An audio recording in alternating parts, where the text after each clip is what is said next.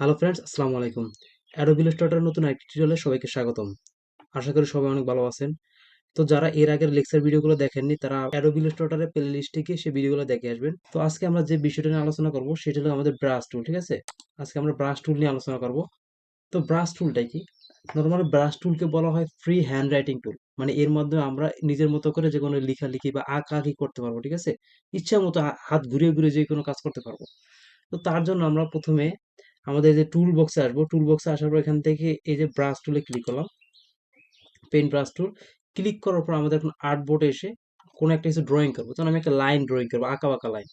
তার জন্য কি করবো, এখানে মাউসের লেফট বাটন চেপে যে আমাদের টানি, ঠিক আছে? আমাদের লাইনটা কি হয়ে যাচ্ছে, আমরা যদি শুধু একটা লাইন টানতে চাই তাহলে আমরা এই যে ড্রয়িং করতে পারতেছি, ঠিক আছে?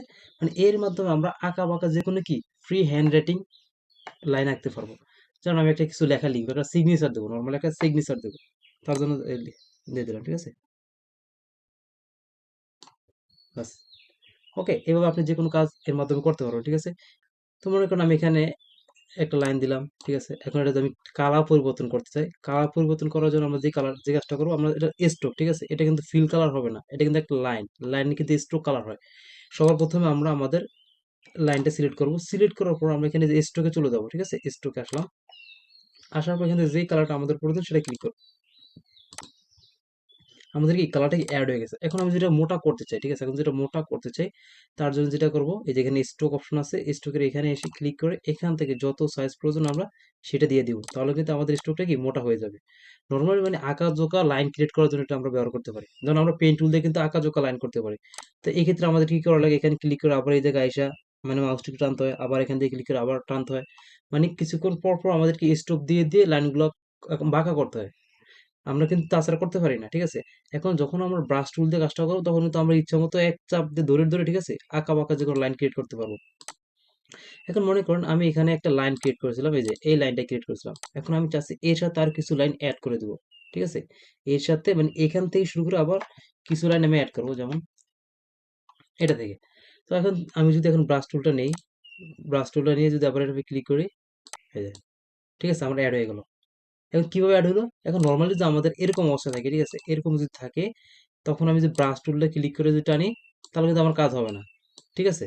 তার জন্য আমাদের যে কাজটা করতে হবে সেটাই হলো গিয়ে, দেখেন এখানে কিন্তু প্রত্যেকটা আলাদা আলাদা দুইটা সিস্টেম কিন্তু আমরা কাজটা করতে পারি। একটা হলে গিয়ে প্রথমে আমাদেরকে সিলেক্ট করতে হবে, সিলেক্ট করার পরে আমরা যে ব্রাশ টুলটা নেই, তারপর যে এখন যদি টানি, আমরা দেখেন অটোমেটিক ওখান থেকে অ্যাড হয়ে গেছে, কিন্তু তারপর সেকেন্ডটা কিন্তু আর হচ্ছে না। মানে প্রথমে একটা হবে, তারপরটা কিন্তু আর হবে না। এখন তার জন্য যে কাজটা করবো, আমরা সবার প্রথমে এই ব্রাশ টুলের উপরে এসে ডাবল ক্লিক করব, ঠিক আছে? ব্রাশ টুলের উপরে এসে ডাবল ক্লিক করব, করার পর এখানে আমাদের সামনে একটা ডায়ালগ বক্স চলে আসলো। আসার পর এখানে এই যে কিপ সিলেক্টেড নামে একটা অপশন আছে, অপশনসের ভিতরে কিপ সিলেক্টেড। তাই কিপ সিলেক্টেডে ক্লিক করব, তারপর ওকেতে ক্লিক করে দিই। এখন আমরা যদি দেই, দেখেন এদের টানলাম, আমার কিন্তু আর যাচ্ছে না অপশন, ঠিক আছে? আমি এখন ইচ্ছা মতো যে কোনো কাজ করতে পারবো, ঠিক আছে? যেমন এই দিক দিয়ে আমি একটা লাইন টানলাম, এখন এটা থেকে আবার টানতে পারতেছি, ঠিক আছে? তো যেই কাজটা করবো, আমরা আমাদের ব্রাশের উপরে এসে ডাবল ক্লিক করব, তারপর কিপ সিলেক্টেডে ক্লিক করে দেবো। এখন যদি বাদ দিতে চাই, সেম ভাবে এখানে ক্লিক করে ওকেতে ক্লিক করে দেবো, ঠিক আছে? এখন কিন্তু আমাদের কিপ সিলেক্টেড নেই, এখন দেখেন ক্লিয়ার। তারপরে আর একটা কাজ হলো গিয়ে, সেটা আমরা চাচ্ছি আমাদের বর্ডার গুলো একটু স্টাইল করবো, ঠিক আছে? বর্ডার গুলো বিভিন্ন স্টাইল দেবো। এখন সেগুলো কিভাবে দেবো, তো কিছু বর্ডার গুলো কেটে কমিয়ে দিই আমরা আগে। যেমন আমি নর্মাল একটা লাইন ক্রিয়েট করি। এখন বর্ডার গুলো স্টাইল করার জন্য আমাদের যে কাজটা করতে হবে, আমরা আমাদের প্রথমে উইন্ডোতে চলে যাবো। এখানে উইন্ডো, উইন্ডোতে আসবো, আসার পর এখানে এই যে একটা ব্রাশেস নামে একটা অপশন আছে, ব্রাশেস, ঠিক আছে? এখানে ক্লিক করব।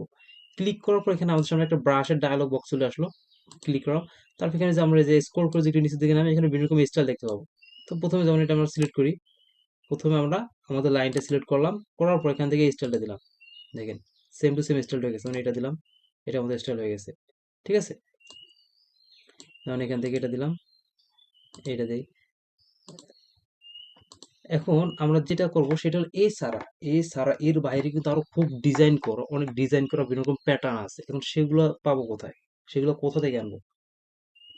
তার জন্য যে কাজটা করবো, আমরা এই মেনুতে ক্লিক করবো। আমরা তার জন্য মেনুতে ক্লিক করবো, ক্লিক করার পর এখানে নিচে একটা অপশন আছে ওপেন ব্রাশ, ঠিক আছে, লাইব্রেরি। ওপেন ব্রাশ লাইব্রেরিতে ক্লিক করার পর এখানে আমাদের সাইটে অনেকগুলো অপশন চলে আসছে। তো এখান থেকে আমরা যে স্টাইলটা নেবো সেটাতে ক্লিক করবো, যেমন অ্যারো, অ্যারোতে আসার পর এখানে ক্লিক করলাম। এখন এখানে আমাদের যে অ্যারো সাইন রিলেটেড অনেকগুলো ব্রাশ আছে, যেমন আমি এটা দিই, এটাতে ক্লিক করলাম, দেখেন আমাদের সেই স্টাইল কিন্তু হয়ে গেছে। এটা দিলাম, সেম টু সেম আমাদেরকে স্টাইলটা হয়ে গেল। এখন যদি আমি ব্রাশ টুল নিয়ে যাই ড্রয়িং করি না কেন, আমাদের কিন্তু সেই অ্যারোর মতো হয়ে যাবে। ঠিক আছে, তারপর আবার আসি, এখানে আমাদের ব্রাশে চলে আসবো। ব্রাশে আসার পর এখানে যে এই ব্রাশ অপশনে ক্লিক করব, ক্লিক করার পর ওপেন ব্রাশ লাইব্রেরি। এখন এই ওপেন ব্রাশ লাইব্রেরি কিন্তু আরেকটা ভাবে আনা যায়, সেটা কোথায়? আবার আমার উইন্ডোতে চলে যাই, উইন্ডোতে আসার পর একদম নিচের দিকে চলে যাবে, একটু নিচের দিকে যদি আসি, আসার পর এখানে এই যে ব্রাশ লাইব্রেরি নামে একটা অপশন আছে। এখান থেকে আমরা যে অপশনটা দরকার, যেমন এটা আসি, এখানে যে যেমন এটা নিলাম, ঠিক আছে। এই যে এখানে আমাদের কিছু অপশন চলে আসছে। যেমন আমরা এখান থেকে স্ট্রোকটা যদি বড় করি, স্ট্রোকটা বড় করার পরে এখান থেকে একটা অপশন নিই, এখান থেকে এই লাইনটা নিলাম, নেওয়ার পর এখন যদি আমরা ড্রয়িং করি, দেখেন, ঠিক আছে। তখন এখানে আরেকটা অপশন আছে, একটা লিখলাম RS,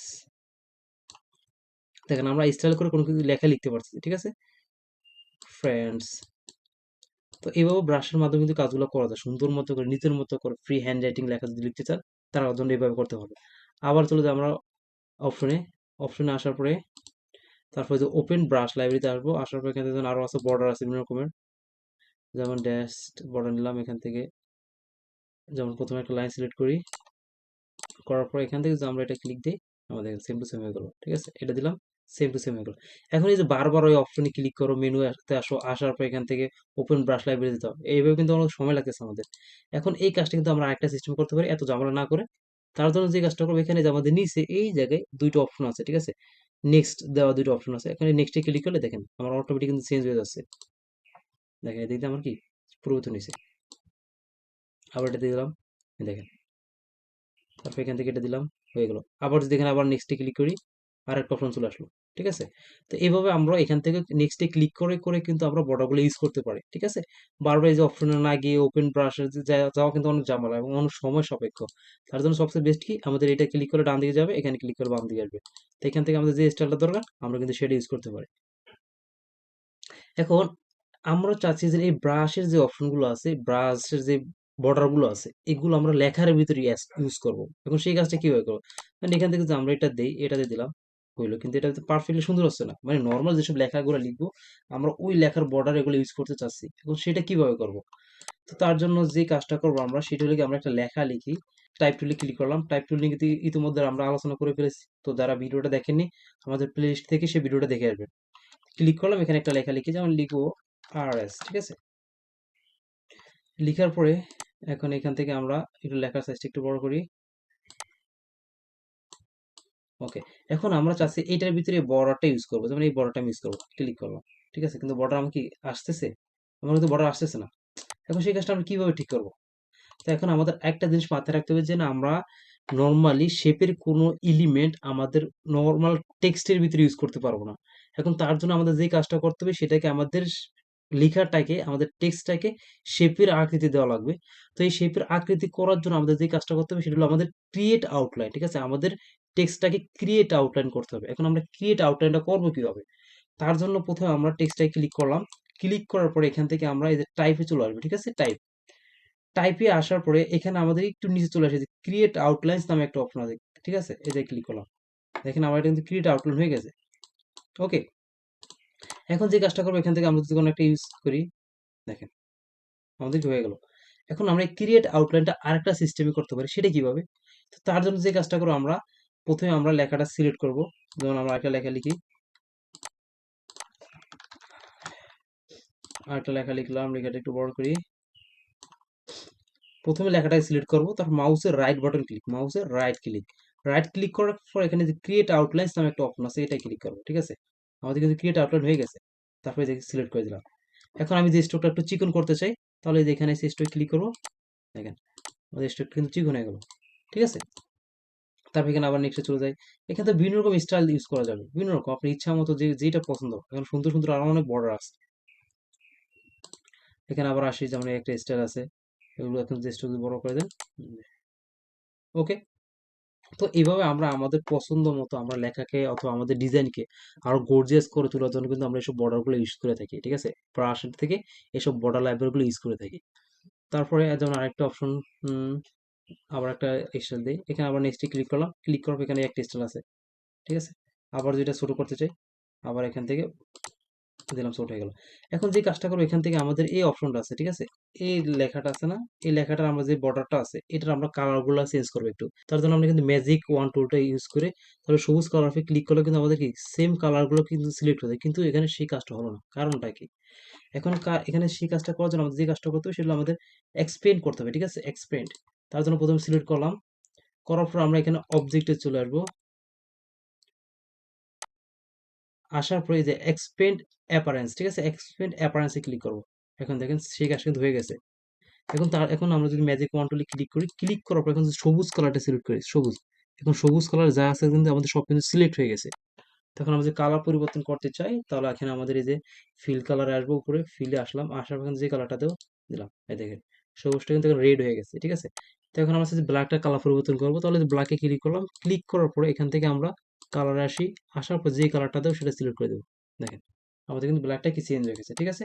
তো আমাদের এই যে এই কাজটা করার জন্য আমাদের তার জন্য যেটা করতে হবে, আমাদের এক্সপেন্ড অ্যাপারেন্স, ঠিক আছে, অবজেক্টে এসে এক্সপেন্ড অ্যাপারেন্স ক্লিক করতে হবে। এখানে ক্লিক করার পর আমরা কিন্তু সেই কাজটা করতে পারবো, মানে সেম কালারগুলো সিলেক্ট করতে পারবো বর্ডারের ক্ষেত্রে, এছাড়া কিন্তু সেটা করা যাবে না। তো এই ছিল আমাদের ব্রাশ টুলের কাজ। তো সবাই ভালো থাকবেন, সুস্থ থাকবেন, দেখা হবে নেক্সট ক্লাসে। আল্লাহ হাফেজ।